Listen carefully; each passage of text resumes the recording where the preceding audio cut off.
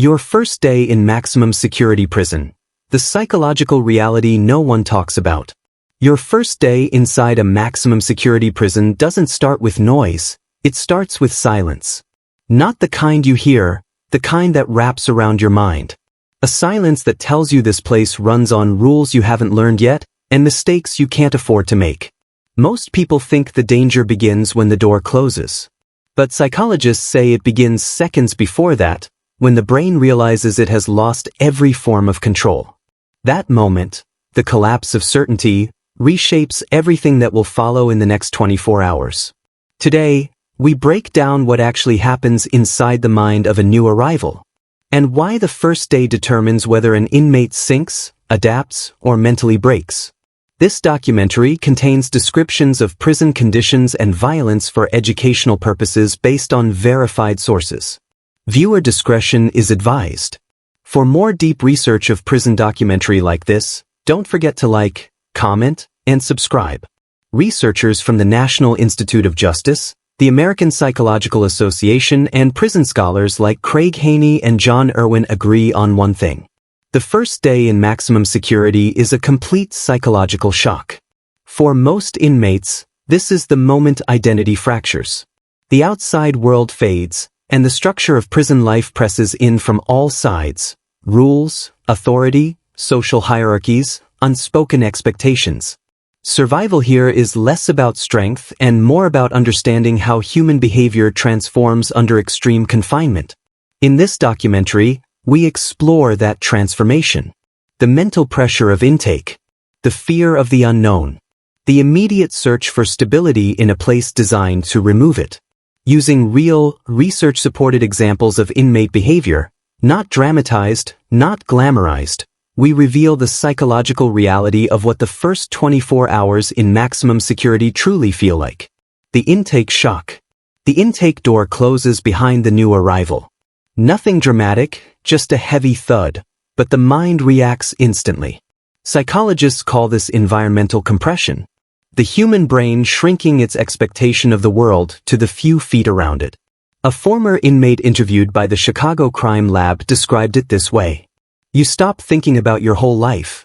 You think about the next 5 minutes. That's it. For one 29-year-old inmate, we'll call him Marcus, that moment came as he stepped into the intake hallway. He wasn't violent, wasn't loud, didn't look afraid. But his hands wouldn't stop trembling. Not from fear of others. From fear of losing himself. According to APA psychology research, the first minutes of confinement trigger 3 survival instincts. 1. Hypervigilance. The brain scans everything, doors, floors, faces, searching for threats that might not even exist. 2. Identity withdrawal. The brain pulls inward. Speech becomes shorter.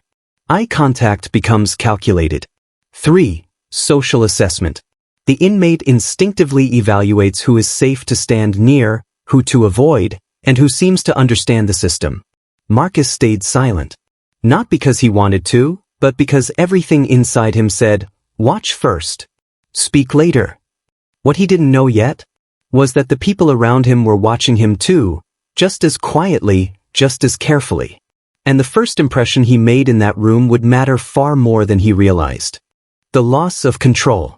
Every maximum security prison has its own rhythm, a controlled, regulated current that everyone inside must follow. For new arrivals, the first shock is realizing that nothing moves on your schedule anymore. Marcus stood with a small group of inmates, waiting for processing. There was no explanation of how long it would take. No update. Just waiting. Psychologist Craig Haney describes this stage as the moment when a person's internal sense of autonomy collapses. Humans are naturally wired to make choices, even small ones like sitting, standing, or stepping aside. But in maximum security, those choices disappear. Marcus tried to slow his breathing, telling himself not to look restless. In prison, every movement is interpreted. Fidgeting looks anxious. Staring looks confrontational. Too calm looks suspicious.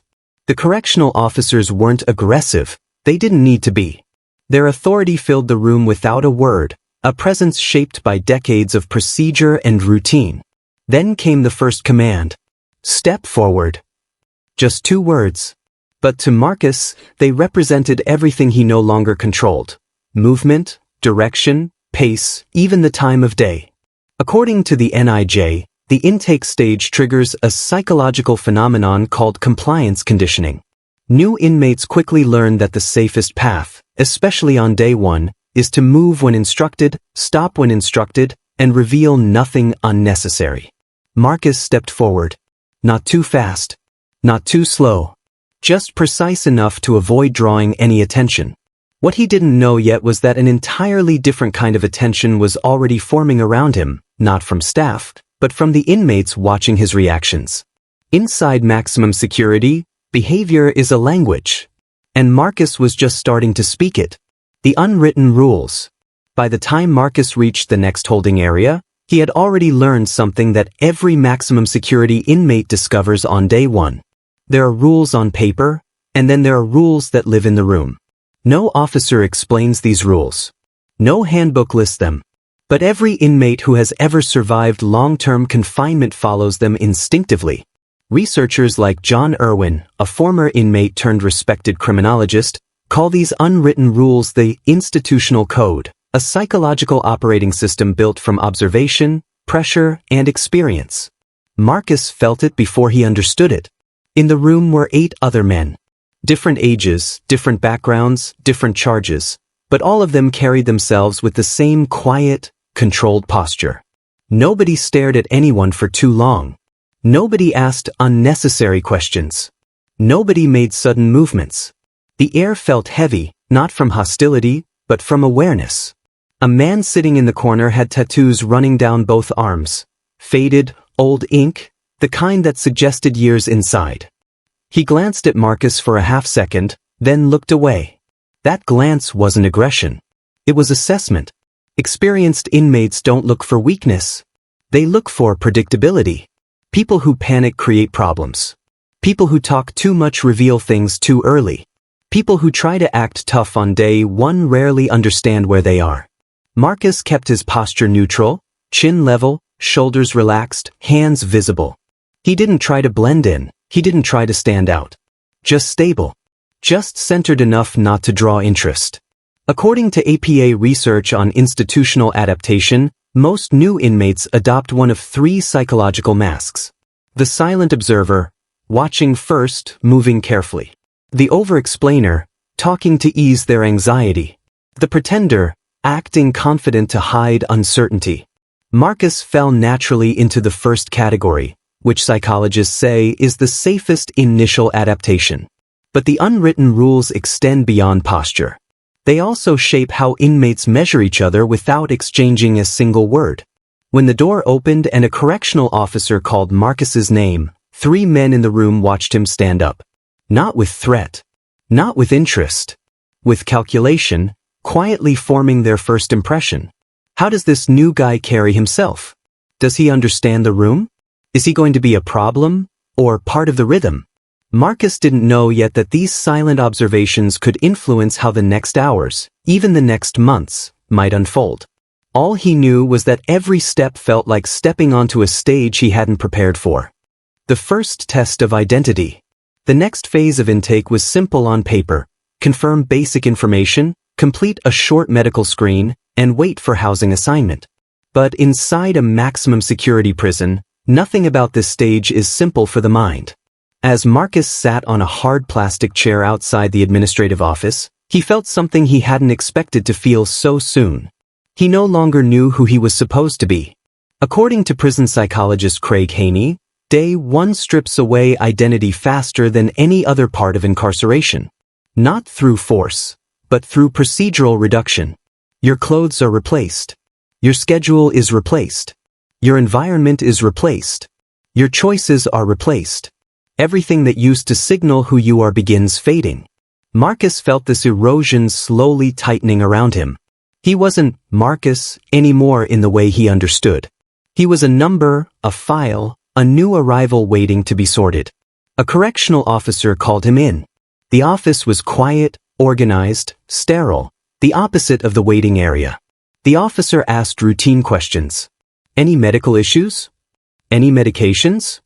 Any history of mental health treatment? They weren't unkind questions. They weren't aggressive. But they were delivered with the kind of emotional neutrality that tells you, this is procedure, not conversation. Psychologists describe this step as identity neutralization. The moment inmates realize the system is built to treat everyone the same, regardless of who they were outside. When Marcus answered, he kept his voice steady. Not too loud. Not too soft. His goal wasn't to impress anyone. It was to avoid becoming memorable. After the paperwork, the officer ran through a standard briefing, classification process, safety expectations, and the rules Marcus would need to follow in housing. But while the words were important, Marcus barely heard them. His mind was stuck on something else. How do you hold on to yourself in a place designed to reshape you?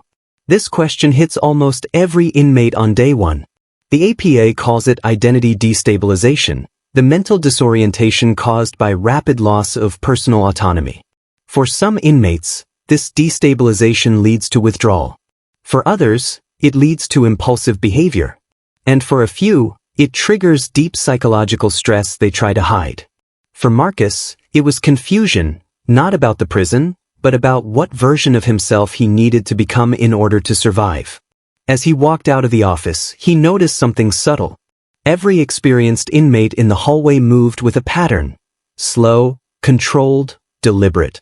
They weren't tense. They weren't relaxed. They were measured. It wasn't just a walk. It was a language. Marcus wondered if he would ever learn to move like that, or if he would always feel like he was one step behind everyone else. He didn't know it yet, but his housing assignment, the place he was about to be sent, would answer that question very quickly. And it would test his understanding of himself more than anything so far. Housing assignment, entering the unknown. When the officer finally handed Marcus the slip containing his housing assignment, it felt heavier than paper. Housing isn't just a location. It's a psychological ecosystem, its own world inside the larger world of the prison. Researchers from the National Institute of Justice describe housing assignments as one of the most influential factors in early inmate behavior. Not because of violence, but because of social structure, norms, noise levels, and population stability. Marcus walked down the corridor, escorted by a single officer. Each step echoed, not loud, but clean, the kind of environment built to make you feel observed even when no one is looking. When they reached the unit door, Marcus saw a small group of inmates inside the common area. Some were sitting at tables. Some were pacing. Some were reading or writing. None of them reacted when he entered. But every single one of them noticed him. This is something prison scholar John Irwin documented clearly. Inmates watch new arrivals the same way people in the outside world read someone's body language during a first meeting, only far more carefully. The officer pointed to the tier and said only 3 words. Second floor. Left. No welcome. No guidance. Just direction.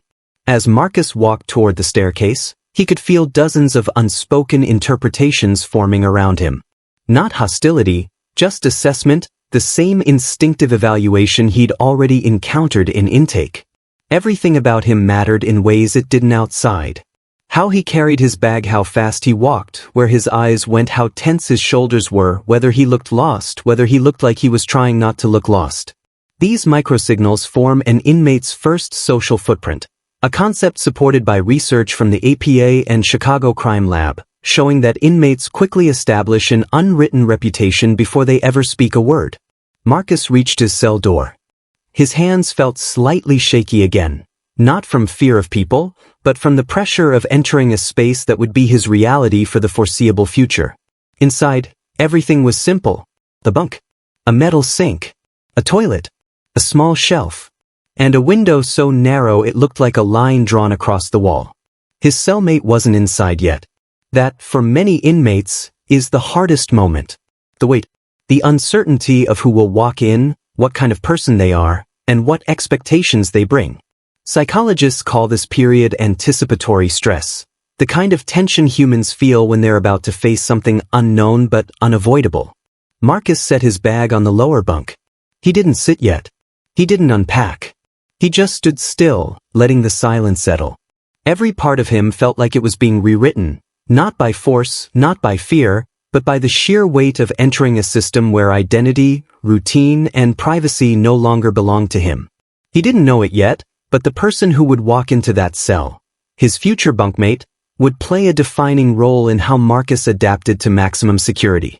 Whether he became invisible, or overwhelmed, or mentally steady, would begin with the next moment. And that moment was only seconds away. The cellmate. The door slid open with a muted clank, not dramatic, not loud, but enough to snap Marcus out of the stillness. A man stepped inside. Mid-30s. Calm posture. A few tattoos along his forearms. Faded, quiet markers of time served, not intimidation. His expression was neither friendly nor hostile. Just observant.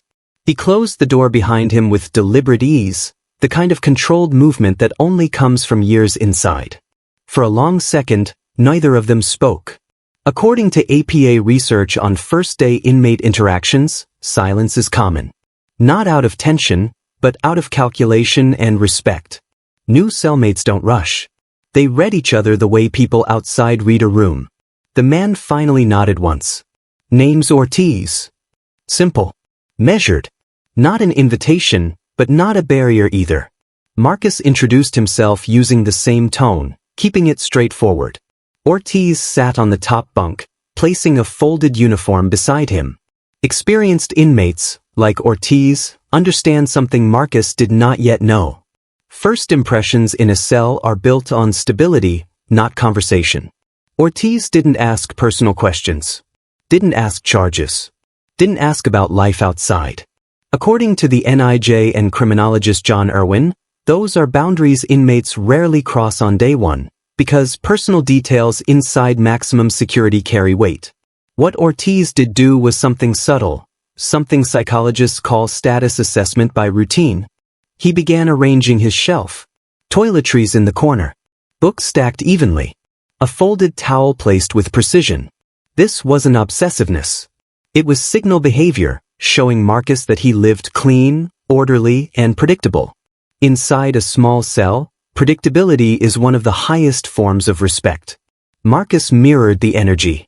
He unpacked slowly, placing items neatly, intentionally avoiding sudden movements or any gesture that might seem intrusive. Ortiz finally spoke again. "You been inside before?" Marcus shook his head.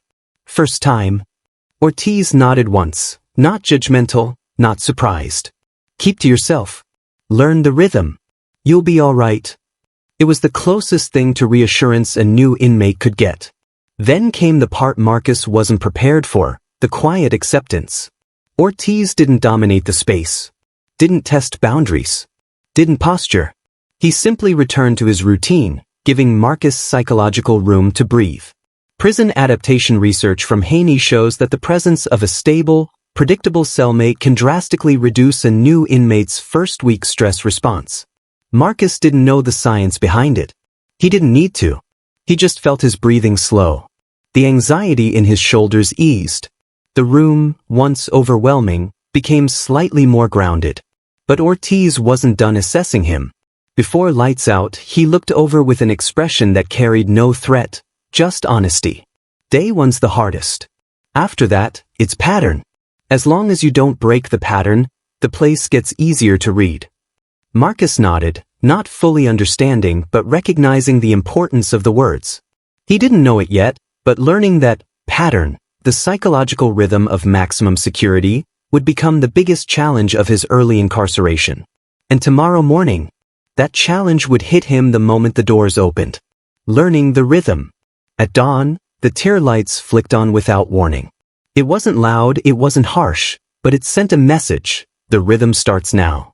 Marcus sat up instantly.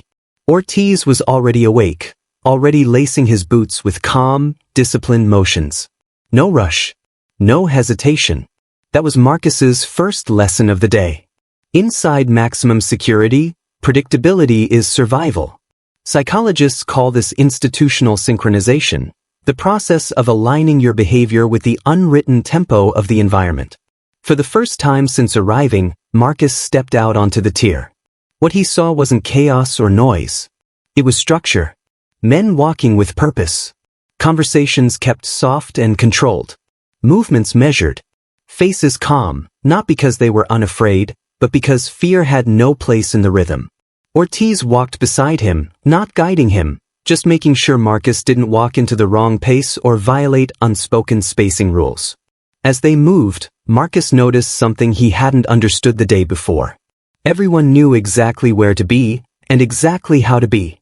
Not from orders. Not from threats. But from adaptation. A man with a shaved head and long, intricate tattoos down his arms stood near the railing, nodding to a few others, quiet but respected. A pair of older inmates played a wordless game. Two younger ones walked laps with the focus of people trying to burn nervous energy.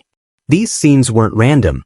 They were part of what criminologists describe as the microsociety of incarceration, a place where stability comes from routine, not dominance.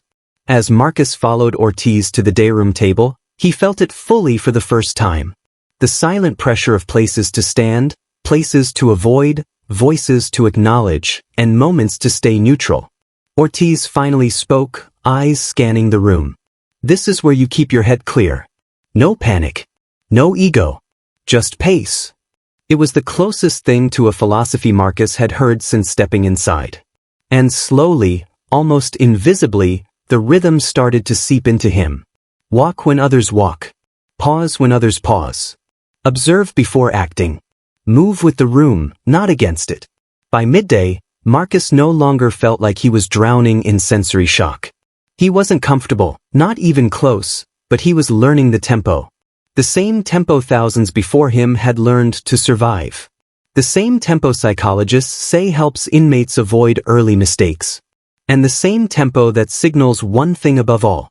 Your first day doesn't define you, but it does shape the person you must become to endure the days after. Marcus had taken the first steps. Tomorrow, the deeper challenges would begin. But he was no longer walking blind. The mind inside the walls. Your first day in maximum security isn't about danger. It's about identity, adaptation, and psychological survival. Researchers from the NIJ, APA, and experts like Haney and Irwin agree. Most inmates don't break on day one because of others. They break because the mind isn't used to losing control, structure, and autonomy this quickly. Marcus's story is one small window into a much larger truth. Prison is not just a place. It is a psychological environment that forces humans to redefine who they are under pressure most people will never experience. The silence, the pace, the unwritten rules, the constant awareness, the search for stability in a system designed without it. These are the real forces shaping life inside maximum security.